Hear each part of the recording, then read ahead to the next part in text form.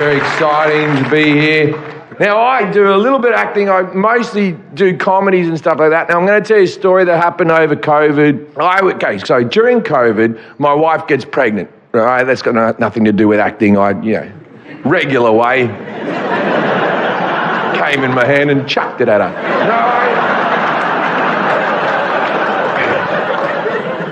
Anyway, so my wife gets pregnant, right? So we're quarantining together.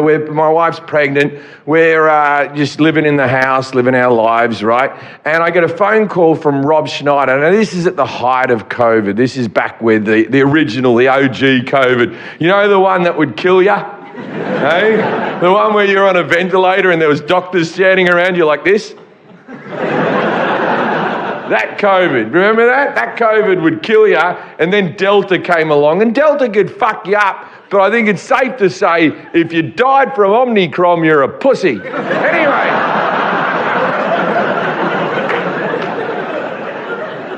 So my wife's pregnant. We're trying to, keep her safe from the COVID. We're in the house. I get a phone call from Rob Schneider. Now, you all know who Rob Schneider is. Rob Schneider's Deuce Bigalow, the hot chick. He's been in all the Adam Sandler movies. You can do it. Someone wants to yell it out, right? That's, yeah. When I bring it up, it's irritating. His life must be hell. Anyway. So Rob rings me up, and he's writing a movie with a very funny Australian comic called Monty Franklin, and it's set in about the Emu War that happened in Western Australia. If you know about this, there was a whole lot of emus, and the Australian Army was sent in, and they lost the war. Anyway, so they're making a movie about that. So Rob Schneider and Monty Franklin are writing this movie about that, and they'd already cast in the movie John Cleese. Now, I have to mention that John Cleese is a personal hero of mine. That John Cleese has been making me laugh since I was about 6 years old, right until now. There's not many people who can do that. I remember John Cleese being a bit of connective tissue between me and my parents. We'd be watching the TV, watching The Life of Brian, and we'd be laughing at the same things. And there wasn't many things that did that. I love John Cleese. And Rob Schneider also loves John Cleese, and he had cast John in this movie. And John had read the script, and he had decided that he wanted to rewrite the script, right? Now, John Cleese is an Oscar-nominated writer. If he asked to rewrite your script, you fucking let him. So, John Cleese and Rob Schneider and Monty Franklin all decide to get an Airbnb in Phoenix, Arizona, right?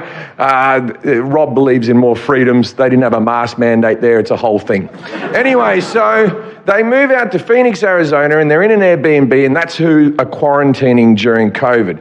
They ring me up and say, hey, do you want to help out with the script? Come and write with us for a bit. And I'm like, I don't want to go out to Phoenix. And then Rob goes, John Cleese is here. And I'm like, I want to fucking live with John Cleese.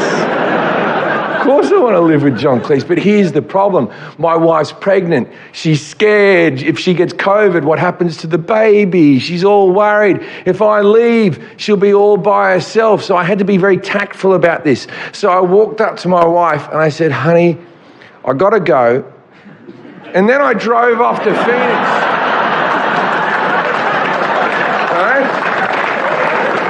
I drove off 6 hours out to Phoenix. I get out there, and we all lived together in this house, and every day was the same. We'd wake up in the morning and have a great big full English breakfast. John loves food, man, this full English breakfast, right? We'd eat that. Then we'd write for a few hours. Then we'd have a swim in the pool. Me, Basil Fawlty, and Deuce Bigalow. Sitting around splashing each other. Then we would have lunch. Then John, who was 82 at the time, would have what he calls a nap, right? Then we'd see John again at 6 p.m, right? Then at 6 p.m, we'd have dinner, and he would tell us these wonderful stories about Eric Idle and Michael Palin and all wonderful stories. Then we would finish the evening by doing a 1,000-piece jigsaw puzzle of a Hungarian castle that John thinks he may have performed in once. Now, this went on for a while, A few days later, sadly, Rob Schneider's mother passes away, so Rob has to go off to San Francisco for his mother's funeral. So now me and John are just kicking around the house, eating big breakfasts, swimming in pools, doing jigsaw puzzles of Hungarian castles. Cut to about a week later, my wife says, "Can you come home?" And I'm like, okay. So I go up in the morning, I go by myself, I go get a COVID test because I go home, and then I go and buy a bottle of wine to give to John as a thank you. And I walk into the house and John's standing there, and I give it to him, and I had a little speech prepared. And I said, "John, this is a little token of my appreciation. Thank you so much for letting me live with you for the last couple of weeks. Writing jokes with you is a dream come true and has been a real joy in my life, sir." And he looked at me and he said, "Becoming friends with you has been a great joy in my life. How about we finish that jigsaw?"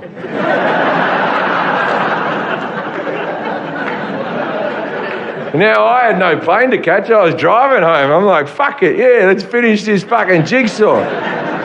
So we're sitting there doing the jigsaw. John is now telling me how he wrote the Dead Parrot sketch. Him and Chapman wrote the sketch, where they came up with it. The whole sketch has ADR, which means they recorded the voice over the top, because if you look in the sketch, there's a fish tank with a little filter bubbling, and he's like this, "Because silence is the canvas where laughter is painted upon."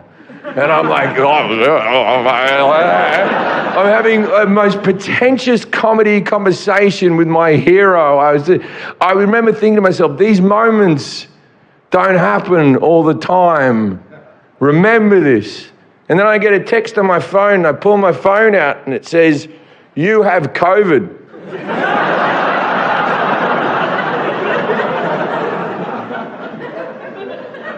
And I'm sitting across from my 82-year-old unvaccinated hero.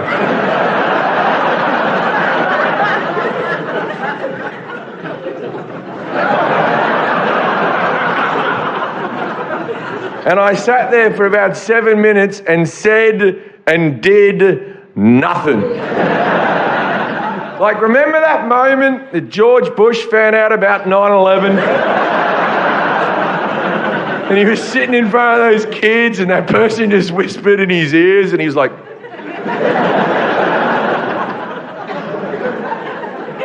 So eventually, after a while, I thought I have to do something. So I had a mask hanging around my neck. So I put it gingerly up over my face, because I thought maybe I could still stop it.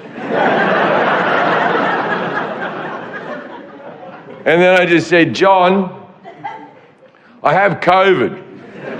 Now, John's basically deaf, and if he can't see my lips move, he didn't know what the fuck I was saying. And he leaned in and he went, "What?" And I said, "I'm so sorry, John. I don't know how this happened. I've been with you the whole time. I don't know where I could have gotten COVID." And he stood up and he came towards me, and he was like this, "What? What?" And I was like, "No, John, no! Save yourself!" But he kept coming. "What? What?"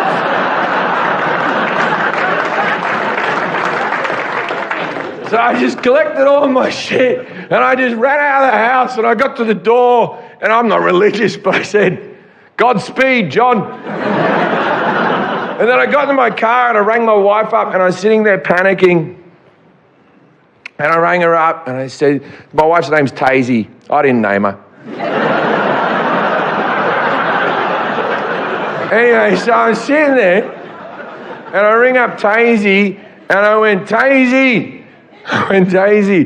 I said, "I have COVID." And my wife went, "Oh my God, the baby." The baby. And I said, "Fuck the baby. I've just killed John Cleese."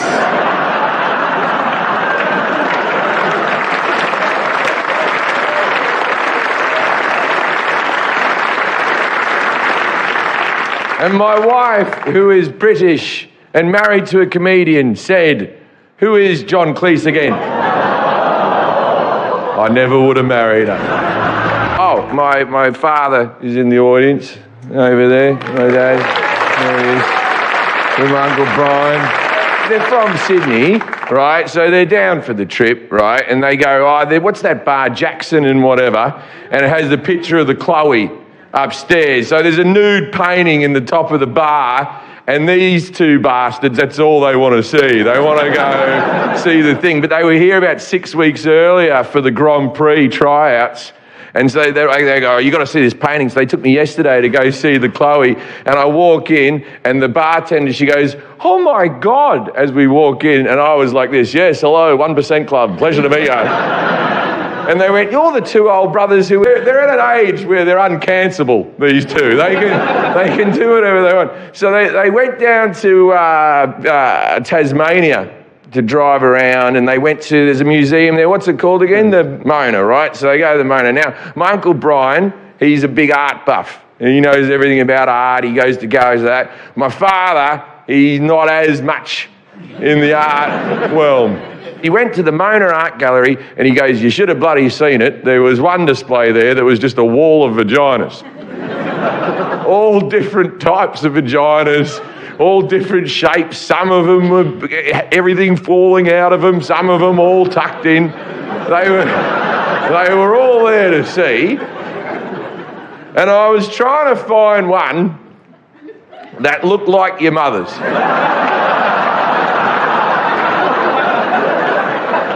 Now, mind you, my mother died 4 years ago, so this is very sentimental to me. He goes, I was trying to find one that looked like your mother's, and I would have found one, but Brian kept on fucking hurrying me up the whole time. Anyway, there was this girl, she was about 20 or something, and she was just staring at this one vagina. She was staring at it for the longest time, and so I went up with her, and I had a bit of a laugh, and I walked up, and I went, does that one look like yours?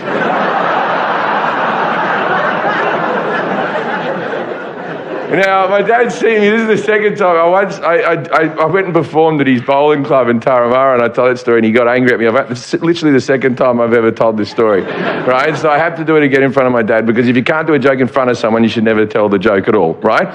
Now, my dad comes up to me after I told that joke the first time. He goes, oh, bloody, you pick on me, you do. You fucking pick on me. He goes, that's not what happened at all. I didn't just walk up to her and go, does that one look like yours?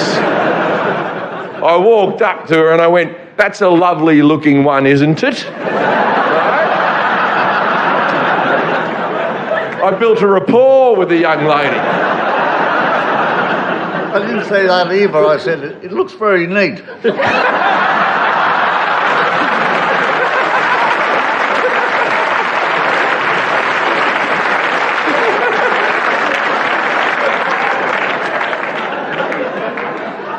Oh, man.